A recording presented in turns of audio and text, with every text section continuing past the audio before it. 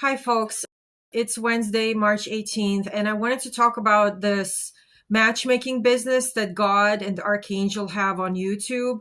I'm not kidding you guys. Like, he's dragging me to the altar. Like, he tied me up, threw me over his shoulder, and he's just dragging me to get married. So, I'm religious now, right? So, I can't go against God. Religious books, say that relationships prior to marriage are categorically prohibited. I, want to get closer to God. So obviously the only way that I'm going to end up in a relationship again is if I get married. I accept that and I understand. So every time I go to YouTube, I get, like this barrage of religious videos. And one of them really struck me this morning. So angels and God have to do things in a way where you are still supposed to make choices, right? You have free will. You have to make choices. And I have to choose which videos I watch, right? Because that gives me some emotional support. My best friend is really sick. She has lupus and Crohn's, and she disappears for months at a time. And right now, I haven't seen her since November 9. I did mention that I hope, that for all the work that I'm doing to save the world, to, stop World War III, like the fifth element, is just so that I can save my best friend's life. If Michael and God have the power to do that, I just don't want her to suffer anymore. She's always sick. She's always incoherent. She tries, so hard to be there for me. And I just can't watch her suffer anymore. Not only do I want to save her life, but I want her condition to improve just so that she could have some quality of life. Okay. My black cat says hello. Okay. Hang on, Lucky. So I also wanted to talk about, yeah, right. So this whole, dragging me to the altar thing. Michael yesterday, he played the relationship meditation on my phone twice. So I listened to it twice because sometimes it takes me effort to actually focus on resolving conflicts and working on relationships and, starting new relationships or whatever. So I listened to the relationship meditation twice yesterday. If you're curious about the meditations that I use something called paraliminals. You can Google it. They're a little bit expensive, but they have a pretty solid refund policy. You have to listen to one of those meditations for 10 days in a row.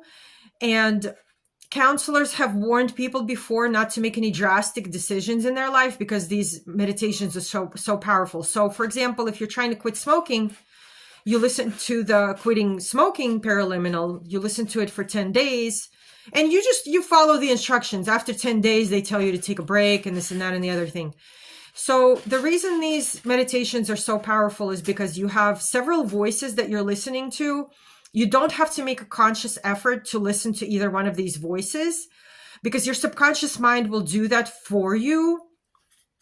And the reason there's a voice overlay is because it teaches your subconscious mind the fact that you have willpower. Your subconscious mind is always working on your behalf. It can choose which voice to listen to. And this is a concept that many of us don't, understand. Genetically, we are not wired to use our subconscious mind in this way to help our self-esteem. Lucky, stop talking. Oh my God, he always just constantly talks. Such a talker. Anyway, so the paraliminal meditations really help with this confidence in knowing how to sort through various messages and to pick out the message that is important to you. I also listen to Glenn Harrold a lot. He's in the UK. He uses special frequencies to work on the power of your mind and such. And he's wonderful. He's an angel on earth. I messaged him, on LinkedIn, I think recently. And I said, Archangel Michael is here, and we need him to speak through your voice because we're facing some very important problems. And once I mentioned that my grandfather founded tennis in the USSR, he responded like right away. Wow, your grandfather is so cool. So I got his attention. He has responded to me before, but like he might know more like about who I am this time. But anyway, He only charges, between $6 and $10 for his meditations, which means they are very affordable. And I really support any business that makes their product more affordable to people with like a low income and stuff like that. But anyway, back to the matchmaking thing. So God and Archangel Michael, they do have like a matchmaking thing going on through YouTube. I always see videos popping up there that are related to me, and like, this is the information that I'm looking for right now. I need a little bit of support like in this area, right?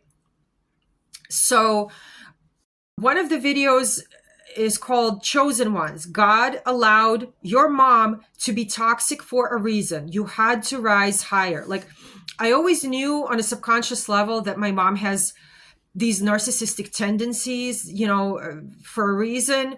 I love her. I do. But we've always had, a lot of problems because she tends to like tell me what to do, discount my feelings and stuff like that. I'm hoping she doesn't see this video, but dad might come across this video, but I'm hoping that the fact that his English is not so good, he might just bypass that part. But anyway, my mom and I haven't talked in months, right? We had an argument where she again interrupted me and validated my feelings. I said, "You're a narcissist," and hung up on her. I have done this kind of thing before. Listen, I love my mom. She's wonderful. She has done a lot of very wonderful stuff. But when it comes to emotional support, she's not willing to fully hear how the other person feels because she sees it as a reflection on her ability to be a mom. I had problems with having, boundaries with her or whatnot. But anyway, that's a really long story. What I'm trying to say is this. Archangel Michael is my dad and my mom right now. But don't confuse this with, these angels being genderless. They are not genderless. They are men, okay? Archangel Michael is very much a man. He is not a woman and he's not genderless, right? But he has to fill my mom's shoes a little bit right now because I am all alone. My mother's not helping me. My best friend is not helping me. I am all alone in selecting somebody that I'm supposed to marry for like the rest of my life here. Seriously. That's why this is taking such a long time.